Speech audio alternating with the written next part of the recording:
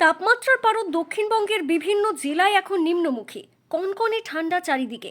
এমন পরিস্থিতিতে যখন সাধারণ মানুষদের জুবুথুবু অবস্থা, যখন সবাই লেপ কাঁথার তলায় ঘুমিয়ে ব্যস্ত, তখন অসহায়ভাবে রাত কাটান অসহায় মানুষেরা।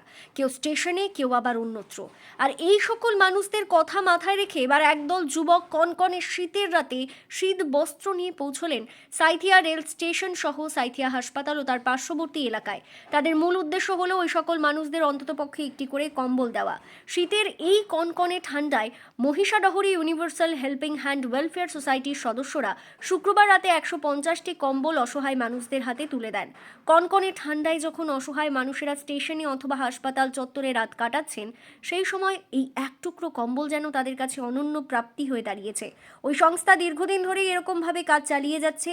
তাদের এমন কাজে খুশি এলাকার মানুষেরাও। আর যারা কনকনে ঠান্ডায় রাত কাটাচ্ছিলেন, তারা এইভাবে হাতের কাছে কম্বল পেয়ে স্বাভাবিকভাবেই খুশি।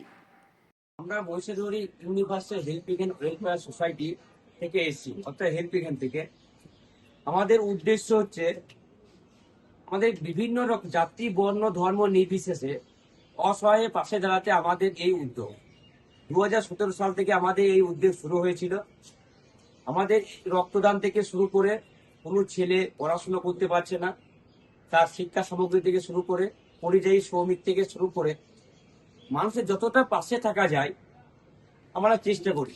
আজকে কম্বল বিতরণ করব 2025, তারই একটি অঙ্গ। প্রতিবারের মতো আমরা এইবারেও সাঁইথিয়া স্টেশন চত্বর থেকে শুরু করে নন্দিকেশ্বর জায়গা থেকে শুরু করে হসপিটাল চত্বরে যেসব মানুষরা মানে ঠিক মতো ঘর নেই, প্ল্যাটফর্ম থেকে শুরু করে ছাদের নিচে শুয়ে থাকে, আমরা এই কনকনে ঠান্ডায় যেখানে মানুষ ঘরে শীতে থাকতে পারছে না লেপের ভেতর, কিন্তু মানুষ থাকবে কি করে সেই কথা ভেবে আমরা প্রতি বছরই 2017 সাল থেকে যে উদ্যোগটা নিই, এইবারে তারই উদ্যোগটা, তারই একটা অংশ